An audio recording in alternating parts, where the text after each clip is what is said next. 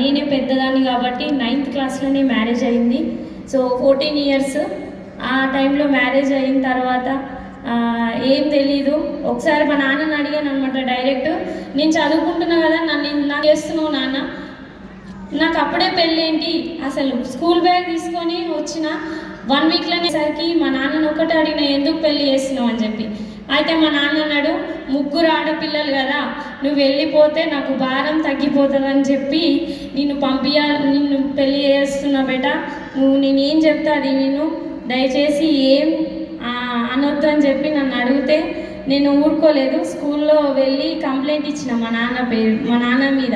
ఎందుకంటే నేను మంచిగా చదువుతా సార్, మా నాన్న నాకు పెళ్ళి చేస్తుండు, దయచేసి మీరు ఎట్లయినా సరే యాక్షన్ తీసుకోవాలని చెప్పి నేను కంప్లైంట్ ఇస్తే మా నాన్న వాళ్ళ ఇంటికి వచ్చి వాళ్ళు కూడా సార్ వాళ్ళు మాట్లాడినాక కూడా బిల్డింగ్ పైనకి తీసుకుపోయి కాళ్ళ మీద పడ్డాడు మా నాన్న. నన్ను అర్థం చేసుకోబెట్టా, నేను ఆటో డ్రైవర్ని, నాకు స్తోమత లేదు చదివియడం, నువ్వు వెళ్ళిపోతే నాకు భారం తగ్గుతుంది, నువ్వు ఏం చెప్పొద్దు అని చెప్పేసరికి నేను ఒక్క మాట కూడా అనుకోకుండా పెళ్ళికి ఒప్పుకోవడం జరిగింది. 9th క్లాస్లోనే పెళ్ళి అయిపోయింది. అంటే నాకు ఏం తెలియదు, డ్రెస్ చినిగిపోతే కూడా ఎలా కుట్టాలో కూడా తెలియదు. అలాంటి టైంలో పెళ్ళి చేసింది మా నాన్న. మా శేఖర్ సార్కి నిజంగా థ్యాంక్ యూ సో మచ్. ఏం తెలియని వయసులో పెళ్ళి చేసుకున్నాడు. నాన్నలాగా ఇప్పటికీ కూడా నన్ను కూతురులాగా చూసుకుంటాడండి. Thank you so much. ఇంత మంచి హస్బెండ్ ఇచ్చినందుకు. అంటే తొందరగా పెళ్ళి చేసిన మంచి హస్బెండ్ ఇచ్చారు. सो ये इनके फादर ऑटो चलाते थे और ये 4 लोग हैं, एक भाई है और 3 बहनें हैं. ये स्कूल से एक दिन आई थी, 9th क्लास में थी और उनके पिताजी ने बोला कि अभी अगले हफ्ते तुम्हारी शादी है. तो अचानक ये परेशान हो गए, मतलब हंसने खेलने की उम्र है. तो इन्होंने बोला कि मैं शादी नहीं करूँगी. तो बोले देख बेटा, मेरे को 3 बेटियां हैं और तू बड़ी है, मैं तेरी शादी कर दूंगा तो मेरा कुछ वज़न हल्का हो जाएगा, तो मैं जो बोल रहा हूँ वो कर ले. तो इन्होंने अभी इनको समझ में नहीं आया, तो इन्होंने सोचा कि ये तो मानेंगे नहीं. तो स्कूल गए. स्कूल में टीचर्स को इन्होंने अपने फादर के खिलाफ कंप्लेंट किया कि मेरे फादर मेरी शादी करने वाले हैं 1 हफ्ते में. तो फिर वो टीचर आकर इनके फादर को समझाए. तो इनके फादर सीधा इनको ऊपर लेके गए, छत पर लेके गए और इनके पैरों में गिर गए. और इनके पैरों में गिरकर फादर ने बोला कि देख बेटा, तू सबसे बड़ी है और मेरे को 3 बेटियां हैं, तू अभी शादी कर ले, क्योंकि मैं ये सब नहीं कर सकता, मैं एक ऑटो ड्राइवर हूँ, मेरा भार कम कर दे. तो फिर पिता जब पैरों में गिर गए तो ये मान गए और कुछ भी मालूम नहीं था, एकदम बचपना था. इन 14 साल में इनकी शादी हो गई. तो थैंक गॉड इनके जो हस्बैंड है बहुत अच्छे व्यक्ति है और वो मेरे को ही बेटी जैसा देखकर आज तक मेरे को संभालते आए हैं, क्योंकि मेरी तो कोई मतलब उतनी होशियारी तो थी नहीं, तो हस्बैंड ने ही इनको संभाला है. Thank you. हस्बैंड को बोल रहे हैं. यस, एक बार आपके हस्बैंड यहाँ पर हैं, एक बार खड़े हो सकते हैं वो, एक बार स्पॉटलाइट प्लीज उन पर. शेखर गारू ఇక్కడ ఉన్నారు, ఒకసారి నిలబడండి. वहाँ पीछे हैं, वहाँ पर एक बार स्पॉटलाइट पे लाइए. यस, जोरदार तालियां, एक बार जोरदार तालियां. हमारे पास समय कम है, पर जब आप यहाँ स्टेज पर आएंगे तो आप दोनों साथ में आकर अपनी स्टोरी शेयर कीजिएगा. Thank you sir, thank you so much. Please बैठिए. वेस्टीज बिजनेस कब मिला आपको? వెస్టీజ్ బిజినెస్ ఎప్పుడు వచ్చింది మీ దగ్గర? 22 लास्ट ईयर, అంటే ఎండింగ్ ईयर में आया. लगभग 3 साल पहले. हाँ, 3 साल पहले. हाँ. उसके पहले आप लोग मिलकर कैसे गुजारा करते थे, क्या काम करते थे? ఏం చేస్తుండే మీరు ఇద్దరు కలిసి? పెళ్ళైన అంటే 2007లో మ్యారేజ్, 8లో పాప, 10లో బాబు 10th క్లాస్, పాప వచ్చి ఇంటర్ కంప్లీటెడ్, బీటెక్ వెళ్తుంది ఇప్పుడు. సో వాళ్ళిద్దరిని చూసుకోవడం చాలా కష్టంగా ఉందని చెప్పి నేను ఒక జీ తెలుగులో ప్రోగ్రామ్ వస్తుంది వారేవా అని, వంటలు చేసే ప్రోగ్రాంలో ఒక జాబ్ చేస్తున్న టైం 6000 నా శాలరీ వచ్చేసి. సో వాళ్ళు ఎన్నో వంటలు చేస్తారు, చూసినా ఇన్ని వంటలు చేస్తారు కదా, ఇదే నేను సొంతంగా చేస్తే నేను కూడా నాకు సొంతంగా డబ్బులు వస్తాయి కదా అని ఆలోచించి ఒక 6 నెలలు మాత్రమే చేసిన. అది ఎందుకు వదిలేయడం జరిగిందంటే 6 నెలలు చేసినంత క్రమంలో నేను ఇంటికి వచ్చేసి నాకు అత్తయ్య మామయ్య లేరు. సో పిల్లల్ని చూసుకుంటూ నేను డ్యూటీ చేసుకునేదాన్ని. సో ఇంటికి వచ్చేసరికి మేము ఉండేది ఏరియా స్లమ్ ఏరియా అనమాట. రెంట్ తక్కువ ఉంటుందని చెప్పి స్లమ్ ఏరియాలో తీసుకోవడం జరిగింది. నేను ఉండే రూమ్ వచ్చేసి 800 ఓన్లీ, 800 రూపీస్ తీసుకున్నా. ఎందుకంటే స్లమ్ తక్కువ రేట్ దొరుకుతుంది రెంట్ అని చెప్పి తీసుకోవడం జరిగింది. వచ్చే వరకు అక్కడ ఏదైతే మోరీలు ఉంటాయి కదా, ఆ కాలువలో మా బాబు పడిపోయి గాజు పెంకలు అనేది పుచ్చుకోవడం జరిగింది. సో నాకు అత్తయ్య మామయ్య ఉంటే నేను ఇంకెంతో పని చేసుకునేదాన్ని కదా అని చెప్పి నేను అనుకున్నా. కానీ ఆ 6 monthsలో అక్కడ నేర్చుకున్న దాన్ని నా బాబుకి ఇలా జరిగిందని చెప్పి మేముండే కాలనీలోనే నేను టిఫిన్ సెంటర్ పెడితే ఎలా ఉంటుందని చెప్పి 4 పాయల బండి తీసుకొచ్చి నన్ను ఎంతోమంది ఎక్కిరిచ్చిరు. ఇంట్లో వంట పొయ్యి తీసుకుపోయి మా కాలనీలో 4 పాయల బండి మీద టిఫిన్ స్టార్ట్ చేసిన. ఓన్లీ ఇడ్లీ అండ్ పూరి అవి 2 మాత్రమే వచ్చు కాబట్టి అవి 2 స్టార్ట్ చేసిన.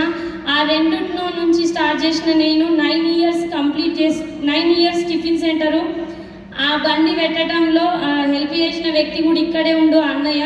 సో ఆ టిఫిన్ సెంటర్ పెట్టినాక 9 సంవత్సరాలల్లా నేను మా అత్తమామది ప్లాట్ ఉండడంతో ఇల్లు కట్టడానికి డబ్బులు లేకుండే, కానీ 9 years టిఫిన్ సెంటర్ రన్ చేస్తూ ఇప్పుడు నేను 3 floor బిల్డింగ్ కట్టుకోవడం జరిగింది. కానీ కట్టుకున్న వెంటనే చూడండి నాకు ఎంబడి లాక్డౌన్ వచ్చేసి నా టిఫిన్ సెంటర్ క్లోజ్, 0 నా ఇన్కమ్, ఏమీ లేదు, ఏం చేయని దిక్కుదోచని పరిస్థితి. నా పిల్లలకి వాళ్ళకి ఏది అడిగితే అది ఫుడ్ పెట్టిన నేను ఈరోజు ఏం లేదు, రేషన్ బియ్యంతో వంట చేసి పెట్టడం జరిగింది. సో ఇల్లు కడితే ఖచ్చితంగా అప్పు అవుతుంది కదా, ఆ అప్పు తీర్చలేక చాలా అవస్థలు పడ్డాను. కానీ తర్వాత ఏం చేసిన అంటే నేను వంటలు చేస్తున్నా కదా అని చెప్పి అపార్ట్మెంట్ దగ్గరికి వెళ్ళి నా కాంటాక్ట్ నెంబర్ ఇవ్వడం జరిగింది. నా కాంటాక్ట్ నెంబర్ ఇవ్వడం ఎన్ఆర్ఐస్, అక్కడ నుంచి ఎన్ఆర్ఐస్ అంటే అమెరికాలో ఎక్కువ కరోనా స్ప్రెడ్ అవుతుందని చెప్పి వాళ్ళు రావడం, నా నంబర్ తీసుకొని నాకు కాల్ చేయడం జరిగింది. कविता जी वो पॉज दीजिए ट्रांसलेशन की. एक्चुअली ये क्योंकि इनका बैकग्राउंड बहुत डाउन था, तो ये एक स्लम एरिया में रह रहे थे और स्लम एरिया में 800 रुपये का छोटे से कमरे में ये दोनों रहते थे. इनका बेटा और बेटी हो गए थे, तो ये कहीं जॉब कर रही थी कुछ एक टीवी शो में जो पकवान का शो होता है. तो ये 6 महीने जॉब के लिए गई, तो वो इतनी गंदी नालियाँ वो स्लम एरिया में होती थी, तो ये जॉब को गई क्योंकि इनके सास ससुर तो है नहीं. तो बेटा एक बार गंदी नाली में गिर गया और उसको कांच छुप गई, कांच लग गई, तो बेटा बहुत दर्द में रो रहा था. तो वो सब दर्द देखकर इनको लगा कि मैं बच्चों को छोड़ के जाऊंगी तो कैसे होगा. तो फिर उन्होंने डिसाइड किया कि क्योंकि वो पकवान वाले प्रोग्राम में थे, तो इन्होंने एक ठेला खरीदा और अपने ही कॉलोनी में जो 4 पहिए का ठेला होता है वहाँ पर टिफिन सेंटर शुरू किया. एक इडली और पूरी ये बेचती थी. तो 9 साल वो काम किया. एक पुरानी ज़मीन थी सास ससुर की, वहाँ पे इन्होंने एक घर बनाया लोन पर. लेकिन वो सब अच्छा चल रहा था, लॉकडाउन में सब ज़ीरो हो गया क्योंकि लॉकडाउन में सब कुछ बंद हो गया. तो अब ये हर प्रॉब्लम यानी सारे तरीके के प्रॉब्लम शुरू हो गए, खाने के लाले पड़ गए. तो गवर्नमेंट से जो फ्री चावल मिलता है, राशन का जो चावल मिलता है, वो उससे ये गुजारा कर रहे थे. ऐसा ये समय चल रहा था. तो कर्जे भी बहुत हो गए थे क्योंकि घर भी बनाया और कुछ काम तो अभी चल रहा नहीं था, तो कर्जे बढ़ते गए और खाने के लिए वो गवर्नमेंट वाला चावल ये खा रहे थे.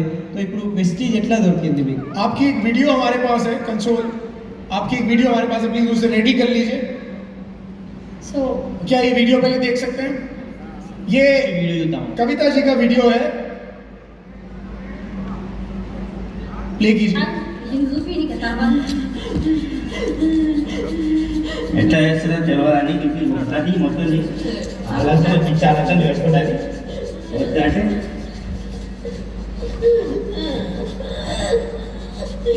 ఫేస్ చేస్తున్నావా?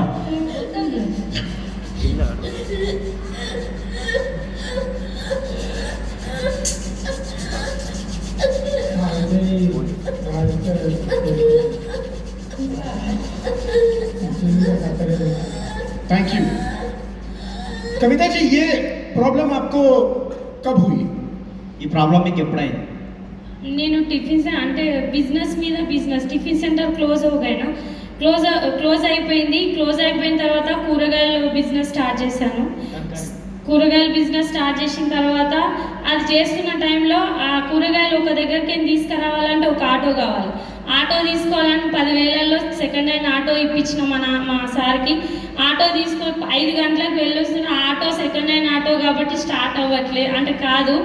సో సెల్ఫ్ లేదు దానికి, అంటే దొబ్బి స్టార్ట్ చేయాలి.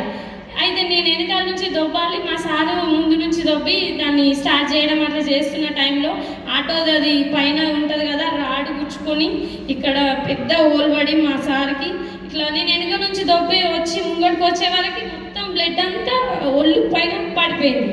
సో ఏది ఈ కర్మ అని చెప్పి మళ్ళీ ఆ బిజినెస్ ఆపేసి తర్వాత బ్యాంగిల్ స్టోర్ స్టార్ట్ చేసిన. బ్యాంగిల్ స్టోర్ తర్వాత బ్యూటీ పార్లర్ తర్వాత డ్రై క్లీనింగ్ అండ్ బోటిక్, బ్లౌజులు కుట్టుడు ఫ్రీగా నేర్చుకున్నా. సరే నేను నేర్చుకున్నదే కదా అని చెప్పి షాప్స్ మళ్ళీ స్టార్ట్ చేసిన. ఈ ప్రాబ్లం ఎప్పుడైంది? సో అది చేస్తున్న టైంలో బిజినెస్ల మీద బిజినెస్ పెట్టినా కదా, అన్ని డబ్బులు పెట్టుకున్నా, అప్పు మీద అప్పు చేస్తా పోయినా. ఆ టెన్షన్ ఎక్కువైపోయి నా బ్రెయిన్లో బబుల్స్ వచ్చినాయి. సో ఫిట్స్ ఎట్లా వస్తుంది అంటే తెలియదు, మధ్యలోనే వచ్చింది. ఈ రకంగా నాకు ఫిట్స్ అనేది రావడం స్టార్ట్ అయింది. సో అట్లనే స్టార్ట్ అవుతున్న టైంలోనే నేను పని చేసుకుంటుండే. సో నిజంగా ఒక అన్యోన్ పర్సన్, మనకు తెలిసిన వ్యక్తులు వస్తేనే ఎన్నోసార్లు వెస్టీజ్ని వద్దు అనుకుంటాం కదా. అన్యోన్ పర్సన్, ముఖ పరిచయం కూడా లేని person, the great leader Akhila madam and Ganesh sir మేడంకి నేను బండి మీద లిఫ్ట్ ఇస్తే నాకు ఈ వెస్టీజ్ పరిచయం అవ్వడం జరిగింది. तो ये जब कोरोना में ये बहुत प्रॉब्लम हो गया था तो टिफिन सेंटर बंद हो गया, तो फिर इन्होंने सब्जी का व्यापार शुरू किया. तो सब्जी वहाँ मार्केट से लेके आना, मंडी से लेके आना, तो उसके लिए फिर ऑटो चाहिए, तो सेकेंड हैंड ऑटो इन्होंने खरीदा और वो माल लाद कर जा रहे थे तो ऑटो ख़राब हो गया था, तो वो ढकल रहे थे तो उनके हस्बैंड को वो रॉड लग गया, यहाँ पे होल पड़ गया, पूरा खून हो गया. तो वो टेंशन हो गया, तो फिर वो बिज़नेस छोड़ दिया. फिर उसके बाद वो लेडीज़ एम्पोरियम का उन्होंने काम शुरू किया, स्टिचिंग का काम शुरू किया और उसके बाद उन्होंने ब्यूटी पार्लर का काम शुरू किया. तो ये सब ड्राई क्लीनिंग का काम शुरू किया. यानी इतने सारे बिजनेसेस, और हर बार ये कर्जा ले लेके बिजनेस शुरू कर रहे थे. तो कर्जे के स्ट्रेस से इनको वो ब्रेन में कुछ ऐसे बबल्स आ गए और इनको फिट्स आना शुरू किया. तो ये ऐसे फिट्स होते थे, फिर भी ये काम कर रही थी. तो ऐसी सिचुएशन में इन्होंने एक लेडी को, एक मैडम को इन्होंने लिफ्ट दिया गाड़ी पे, और वो अननोन मैडम, वो अखिला मैडम और गणेश सर है, उन्होंने इनको वेस्टीज बताया. पारस पत्थर मिल गया. एक बार खड़े होंगे अखिला जी और गणेश जी यहाँ पर है. अखिला मैडम नीला बड़ा, हाँ वहाँ पीछे बैठे. जोरदार तालियां. मैडम बहुत सारी गड्ढे क्लास ही आप देख रहे हैं बाद में, पहले उनको खड़े होने दीजिए एक बार. इधर भैया के पीछे इधर. अच्छा यहाँ पर ओके, ये स्पॉटलाइट आया, इधर है, पीछे नहीं है, इधर देखिए, इधर. Very nice. जोरदार तालियां ऐसे पारस पत्थरों के लिए जिन्होंने एक लोहे को छुआ और आज वो स्टेज पर है. ये ताकत है डायरेक्ट सेलिंग की दोस्तों. किसी ने किसी की जिंदगी छुई, आज वो मंच पर ला दिया उनको. वो उनका कितना धन्यवाद करें उतना कम होगा. मैं कविता जी जानना चाहूंगा कि फिर उसके बाद वेस्टीज बिजनेस आपको मिल गया, आपने कैसे शुरुआत करी, क्या चैलेंजेस आए, थोड़ा शॉर्ट में बताइए, ऑलरेडी टाइम हो चुका है. సో మీకు వెస్టీజ్ బిజినెస్ వచ్చిన తర్వాత మీకు ఏం ప్రాబ్లమ్స్ వచ్చినాయి, ఎట్లా స్టార్ట్ చేసిండ్రు, ఎట్లా బిజినెస్ని బిల్డ్ చేసిండ్రు?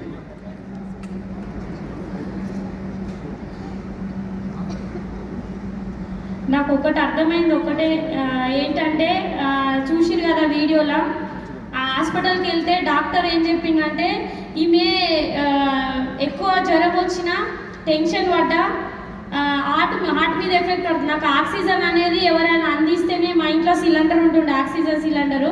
డాక్టర్ చెప్పిన కాడ నుంచి ఈ వీడియో ఎందుకు తీసుకున్నామంటే, మీరు చెప్పేది ఏం అర్థమైతే లేదు, ఫిట్స్ అంటే నూరు వస్తుంది కదా, ఆ ఫిట్స్ కాదు. సో ఈసారి మీకు ఫిట్స్ వచ్చినప్పుడు వీడియో తీసుకురండి అని డాక్టర్ చెప్పడం జరిగింది. సో అందుకని ఆ వీడియో నా దగ్గర ఉండడం జరిగింది. సో ఆ వీడియో చూపించిన తర్వాత డాక్టర్ ఏమన్నాడంటే, ఎంఆర్ఐ స్కానింగ్ తీసిన తర్వాత జ్వరం వచ్చిన, టెన్షన్ పడ్డా హార్ట్ మీద ఎఫెక్ట్ పడుతుంది, టెన్షన్ పడకుండా, జ్వరం రాకుండా జాగ్రత్తగా చూసుకోండి అని మా సార్కి చెప్పిండు. సో బ్రతకడం కూడా కష్టం, ఎక్కువ హార్ట్ బ్రేక్ అయిపోతే ఛాన్సెస్ కూడా ఉంటుందని చెప్పడం జరిగింది. సో కాబట్టి నాకు 1500 mg టాబ్లెట్ ఇస్తుండే, వేసుకున్నాను చెప్పి పక్కన పడేసి నేను పని చేసుకుంటుండే. ఎందుకంటే అది వేసుకుంటే నిద్రనే, ఇంకా మొత్తం నిద్రలోకి వెళ్ళిపోతుండే. సో అలాంటి టైంలో నాకు వెస్టీజ్ ఆపర్చునిటీ అఖిల మేడం ద్వారా రావడం, నిజంగా ఫస్ట్ ఎఫ్ఆర్యూకి నేను ఇదే మీటింగ్కి వచ్చాను. ఈ మీటింగ్కి వచ్చినప్పుడు నాకు ఏమీ తెలియదు, వెస్టీజ్ లోగో కూడా చూడలేదు, డైరెక్ట్ ఎఫ్ఆర్ఈకి వచ్చిన. ఎందుకంటే బిజినెస్ చేసి చేసి అలసిపోయినా కదా, ఏ పుట్టలో ఏ పాము ఉందని చెప్పి ఇందులో కూడా ఏమన్నా ఉందేమని తెలుసుకోనికి వచ్చిన. నేను ఏ ప్రోడక్ట్ యూజ్ చేయలే, ఏది చూడలేదు. సో చూసిన సంధ్యా మేడంని చూసిన బ్లేజర్లో, సంధ్యా మేడం లాగా ఎట్లా అయితే బ్లేజర్లో సంధ్యా మేడంని చూసిన, నేను అట్లనే కావాలని డ్రీమ్ చేసిన. నెక్స్ట్ ఎఫ్ఆర్ఈ వరకు డైమండ్ డైరెక్టర్ కంప్లీట్ చేసుకొని 1 లక్ష ఇన్కమ్ తీసుకొని 14 లక్షల వర్త్ కార్ తీసుకొని నేను ఇక్కడికి రావడం జరిగింది. तो ये इनको जो फिट्स आ रहे थे तो वो फिट से उनको हार्ट का प्रॉब्लम भी आने के चांसेस थे. तो हार्ट का अगर प्रॉब्लम आया तो हार्ट फेल हो सकता है. तो उसके लिए इनको बहुत सारी दवाइयाँ दी जाती थी. ये कंटिन्यूसली सो जाते थे. तो मैं सो जाऊंगी इसके लिए फिर ये कुछ तो काम कर रहे थे. जब मैडम से जब मुलाकात हुई तो इनको वेस्टिज का वी भी पता नहीं है, लोगो नहीं देखा, कोई प्रोडक्ट नहीं देखा, कुछ नहीं मालूम. तो यहाँ पे डायरेक्टली उनको एफआरयू में बिठाया गया, उनको कुछ भी नहीं मालूम. किडनैप करके. हाँ, तो मैडम ने उनको प्रमोट किया. तो मैं इतने बिजनेस करी ना, चलो ये भी देख के आती हूँ कहाँ पे क्या मिलेगा पता नहीं. और यहाँ पे उन्होंने उनकी अपलाइन जो संध्या मैडम है उनका रिकग्निशन देखा और वो जिस तरीके से वो पहनती है तो यहाँ पे ड्रीम लिया. और पहली बार जब आई थी कुछ पता नहीं था, और जब अगले एफआरयू में आए थे वो डायमंड डायरेक्टर 1 लाख का इनकम और कार अचीवर बन चुके थे. प्रोडक्ट ने काम किया या ड्रीम ने काम किया? ప్రొడక్ట్ పని చేసిందా, డ్రీమ్ పని చేసిందా? आपका चेक, हाईएस्ट चेक कितना रहा? 1,24,200. 1.25 लाख रुपए महीने की इनकम. 1,25,000 రూపాయలు income. Thank you so much. जोरदार तालियां एक बार सारे पैनलिस्ट के लिए. हमारे पास समय हो गया है.